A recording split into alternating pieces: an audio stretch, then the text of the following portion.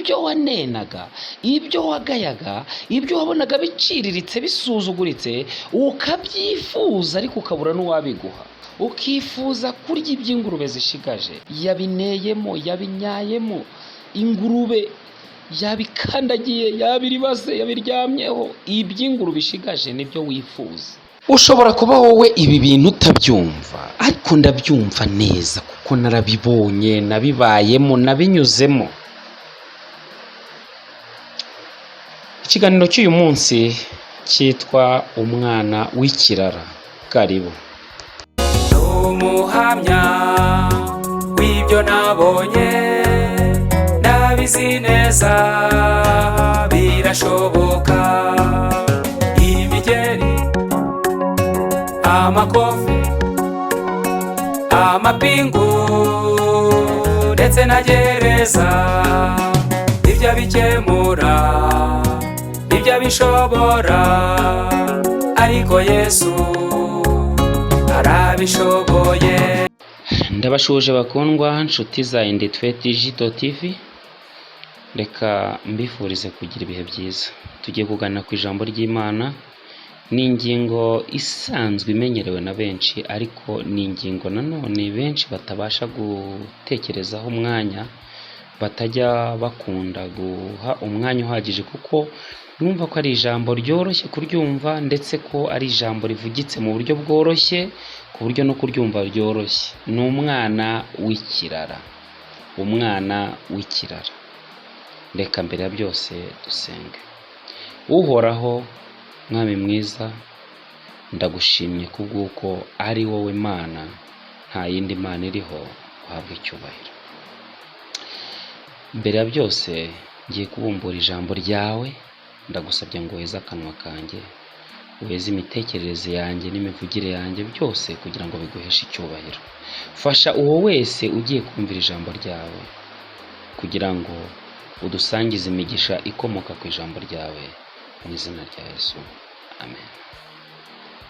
Umwana w'ikirara ni igitekerezo ndetse n'umugani uboneka mu gitabo, mu butumwa bwiza bwa Luka, bwanditswe na Luka, igice cya 15 cyangwa se umutwe wa 15 uhereye ku murongo wa 11. Ndagira ngo mwumve uko havuga. Kandi arababwira ati, hariho umuntu wari ufite abahungu babiri. Umuhererezi abwira se ati, data, umugabane w'ibintu unkwiriye. Uyu mwana yabwiye se ati, umugabane w'ibintu unkwiriye. Maze amaze ku mwaka, iminsi mike ishize, umuhererezi ateranya ibintu bye byose, aragenda ajya mu gihugu cya kure, yayisha ibintu bye ubugoryi bwe. Uyu mwana w'ikirara yaranyigishije. Uyu mwana w'ikirara reka tumugereranye nanjye ubwanjye. Yafashe umwanya yegera se aramubwira ati, umugabane w'ibintu byanjye, umugabane unkwiriye, tugabane. Kinyarwanda baravuga ngo abagabanya imbisi ntibasangira umufu. Yashatse kuvangura na se, ashaka gutwara ibye kugira ngo abijyane, abikoze icyo ashaka, atandukane na se. Maze ise amuha umugabane w'ibintu bye nk'uko yarawumusabye. Umwana arigendera. Iyi ni Imana itanga umudendezo, ni Imana itaka umuntu uburenganzira. Hari abantu benshi, hari abigisha benshi, hari abanyamadini benshi babumva bahatira umuntu, ndetse bakaba bumva bamukoroneza cyangwa bakaba bumva bamufatira imyanzuro, ariko Imana ntijya yivanga mu mudendezo. Ikintu ni Yesu wakivugiye. Ndetse mwibuke ko Uwiteka ubwe niwe wivugiye ngo, ngushyize ibintu bibiri imbere, umugisha n'umuvumo, ubugingo n'urupfu, ngo wihitiremo. Gusa irangira ikubwiye ngo, ndakugira inama uhitemo ibyiza. Uyu mubyeyi ugereranywa n'Imana ntiyigeze arwanya umwana we, amubwira ati, hoya ntago nabiguha, ibi bintu nimbiguha uzabipfusha ubusa. Hoya, yaramubwiye ati, akira ibyawe, kuko Imana iyo ihisemo urupfu irakureka, iyo ihisemo ubugingo irakureka. Nuko uyu mwana amaze ise kumuha ibye, aragenda mu minsi mike yarabiteranyije byose, abyayisha ubugoryi bwe.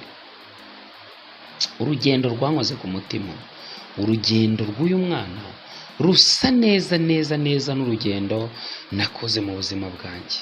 Igihe cyarageze ubwanjye ndavuga ati ubu Kristo nabuhisemo, naraburwaniriye, nakoze buri kimwe cyose gishoboka nari nshoboye, nageza hose nari nshoboye, nigishije byinshi, nagenze henshi, navunitse muri byinshi, nakoze ibyo nari nshoboye byose, ariko ndarambiwe, sinzongera, sinkibikomeje. Kubw'impamvu nagiye mvuga hepfo mu mavideo yabanje, urugendo rw'ubuzima bwanjye, ukuntu naretse ubukristo n'iki, byose nagiye mbisobanura. Ndagenda nkora ibyo nari nshoboye byose, niruka uko nshoboye, ngurukisha amababa nari nsigaranye. Muri byinshi nanyuzemo nta na kimwe nigeze ngeraho, kubera ko byatewe n'ubugoryi. Iki nicyo cyabaye kuri uyu mwana. Uyu mwana rero arangije aragenda ahakwa ku muntu, abimaze byose, ku murongo wa 14, abimaze byose, inzara iba nyinshi itera mu gihugu, atangira gukena. Inzara iba nyinshi mu gihugu, atangira gukena. Ibi ngenda byumva cyane. Arangije ku murongo wa 15 aragenda ahakwa ku muntu wo muri icyo gihugu, amwohereza mu gikingi cye kuragira ingurube. Ahakwa ku muntu wo muri icyo gihugu, amwohereza mu gikingi cye kuragira ingurube. Uku guhakwa k'uyu mwana w'ikirara, uyu mwana w'inzererezi, uyu mwana udasobanutse, ajya kuragira ingurube. Yageze ubwo ku murongo wa 16 yifuza guhazwa n'iby'izo ngurube zaryaga, ariko ntihagira ubimuha. Ntabwo burya ari iby'iwabo, ntabwo ari ibye, ntabwo ari umwuga we, ntabwo ari uko abayeho, ntabwo ari uko yarezwe, si uko yavutse, si uko yabyirutse. Yageze ubwo yifuza kurya iby'ingurube zishigaje, ariko ntiyabona ubimuha. Nguko uko ubuzima bwacu bujya bugenda igihe cyose turetse Yesu. Uragenda ukandagara, ukandavura, ukifuza gusigarizwa n'ingurube.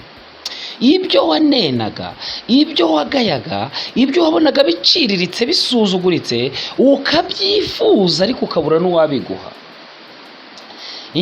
Uragenda ugasabiriza, ukifuza kurya iby'ingurube zishigaje, ukifuza gutoragura mu mwanda w'ingurube. Ingurube zirira aho zibonye, ingurube zirira mu mwanda wazo, ingurube nta kintu isuzugura, nta kinena, maze ibyishigaje ukifuza kubirya. Yabineyemo, yabinyayemo, ingurube yabikandagiye, yabiribaze, yabiryamyeho. Iby'ingurube ishigaje nibyo wifuza.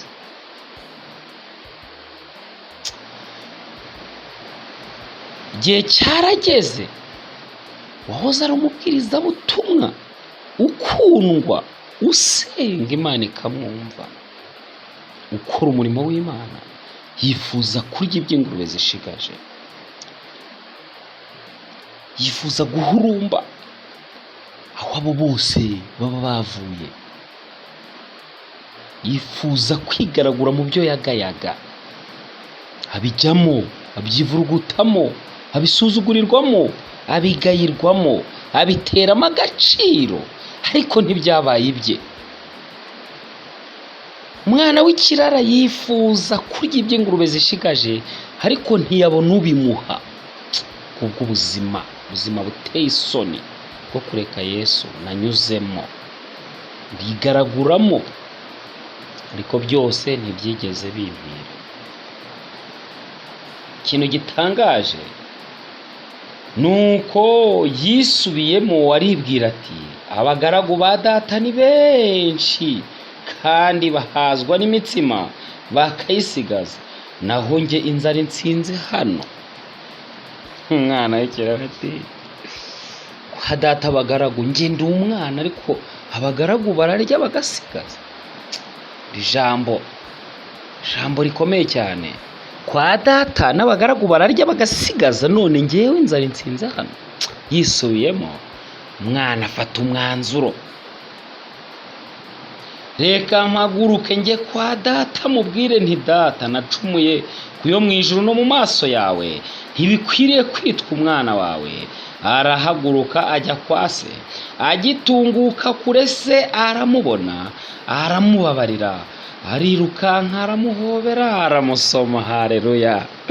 Agitunguka ise amugirira impuhwe, araza yirukanka aramuhobera, aramusoma. Cyo nkundira Imana, Imana itajya igumanira abantu imbabazi, nitwe tuyisiga. Uzahura n'ababwiriza benshi baza bakubwira imbabazi z'Imana uburyo zirangiye, uburyo zishize. Wapa, imbabazi z'Imana ntizijya zishira, zihoraho iteka ryose. Twe nitwe dushobora gushirirwa tukageraho tutakibasha kuzakira, ariko imbabazi z'Imana, Imana niyo mbabazi, Imana niyo rukundo, Imana niyo kwihangana, Imana niyo kugira neza, Imana niyo ngeso nziza, Imana niyo byose. Nitwe ubwacu tuba tutagishobora kwakira imbabazi z'Imana. Nyamara yisubiyeho aravuga ati, mu rugo rwa data hari abagaragu barya bagasigaza, njye inzara insinze aha. Asimbuka ajya kwa se, ise aramwakira. Uwo mwana agitunguka kure se aramubona, aramubabarira, arirukanka aramuhobera, aramusoma. Uwo mwana aramubwira ati, data, nacumuye kuyo mu ijuru no mu maso yawe. Adondobekanya ibigambo byinshi cyane, ntibikwiriye no kwitwa umwana wawe. Ariko se aramubwira ati, arababwira ati, abwira abagaragu bati, mwihute muzane vuba umwenda uruta iyindi, mumwambike n'impeta ku rutoki n'inkweto mu birenge, muzane n'ikimasa kibyibushye mu kibage, turye twishime, kuko uyu mwana wanjye yari yarapfuye none akaba azutse, yari yarazimiye none dore arabonetse. Nuko batangira kwishima. Nta mwanya Imana ifite wo kumva ubwo bugambo bwawe, wo kumva uri kurira, wo kumva utakamba. Ntinezezwa no gupfa k'umunyabyaha, ntinezezwa no gukorwa n'isoni kwacu. Ikindi ishaka gusa nuko wisubiraho mu mutima, maze umwana mu gihe akidondobekanya ibigambo, nacumuye ku maso yawe, Imana igereranywa n'uyu mubyeyi ntiyari ifite umwanya wo gutega amatwi ibyo bigambo. Icyo yarizi yari yamuboneye kure agitunguka. Cyo ni Imana ibishaka. Ugitunguka Imana iba yakubonye. Maze uwo mwana we maze batangira kwishima. Ariko umwana w'imfura yari ari mu murima. Amaze kuza, ageze hafi y'urugo, yumva bacuranga n'ababyina. Ahamagara umugaragu, aramubaza ibyabaye ibyo ari byo. Aramubwira ati, murumuna wawe yaje, none so yamubagiye ikimasa kibyibushye kuko amubonye ari muzima. Undi ararakara yanga kwinjira, nuko se arasohoka aramwinginga. Maze asubiza se ati, maze imyaka myinshi ngukorera, ntabwo nanze itegeko ryawe, ariko hari ubwo wigeze umpa n'agasekurume ngo nishimane n'inshuti zanjye. Maze uyu mwana wawe yaza, wamaze ibyawe abisambanisha, akaba ari bagira ikimasa kibyibushye. Nawe aramubwira ati, mwana wanjye, turabana iteka, kandi ibyanjye byose ni ibyawe, ariko kwishima no kunezerwa biradukwiriye rwose, kuko murumuna wawe uyu yari yarapfuye none azutse, yari yarazimiye none dore arabonetse. Ni benshi bazakugaya, ni benshi bazivovota, ni benshi bazaguma kuguciraho iteka, ni benshi bazakomeza bakurebe nk'icyaboze. Ariko Imana iyo imaze kukubona ugaruka, ikwakira nk'uko yakiriye umwana w'ikirara. Ntuzateshwe umwanya no kubona abantu batakwishimira, n'abakomeza kukubona mu mbonerahamwe y'ibyarangiye. niba warigeze ugira imibereho yandagaye, imibereho yandavuye, niba warigeze ugera mu mwanya nk'uyu mwana w'ikirara, ukaba wisubiraho mu mutima wawe ushaka kugarukira Imana, ntuzateshwe umwanya nuko bazakuvuga, nuko bazagufata, nuko abo usanze bazakwakira. Bazakwakire neza, bazakwakire nabi, uko bagufata kose gifite agaciro. Nuko so mu ijuru avuga ngo birakwiye kwishima kuko uwabuze abonetse, uwari warapfuye azutse. Imana y'imbabazi yiteguye kukwakira igihe cyose wisubiraho. Ntikeneye ubugambo bwawe, ntikeneye amarira yawe, ntikeneye ko wivuga ibigwi by'ubugoryi, ahubwo ikeneye ko wisubiraho mu mutima wawe gusa, nayo yiteguye kukwakira. Mbese uyu mwanya waba warigeze ugera ubwo nawe wifuza gusangira n'ingurube ndetse zikanabikwima, ukabura nuko wasigarizwa nazo? Waba warigeze uta agaciro ukava ku Mana, ukigaragura mu mwanda, ugahinduka ikiboze, kugeza ubwo wifuza ibyo wari waranze, wifuza ibyo ubona biri hasi biciriritse, ariko mu mutima wawe uyu mwanya ukaba wumva wifuza kwisubiraho? Fatanya nanjye gusenga iri sengesho. Mwami ushobora byose, uri Imana igira imbabazi, urenze kugira imbabazi kuko imbabazi ni wowe.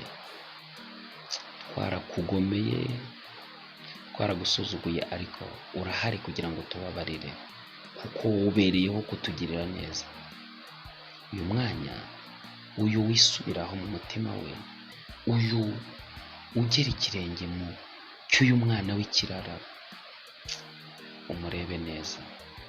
Twarakugomeye ariko ntabwo dufite uko twabigorora, ntabwo dufite icyiru twatanga, gusa icyo tuzi ni uko ukidukunda. Ongera utwakire Data, utwumve. Uyu wese ufite icyifuzo nk'icyo, murebe neza kandi umutere umwete n'imbaraga kugira ngo ibyifuzo bye abisohoze. Ndagusabye ngo ukomeze utwigaragarize nk'Imana ibabarira, Imana itazadutererana, itazadusiga, izabana natwe iteka ryose. Mu izina rya Yesu, amen. Yarabikoze, arabikora, yagukiza rwose arabishoboye. Iyo abivuze bihinduka itegeko, abananiwe Yesu arabaruhura, abananiranye nabo arabahindura. Ntakimunanira ngaho muzanire, numugeraho aragukiza, ngaho bizane maze wirebere.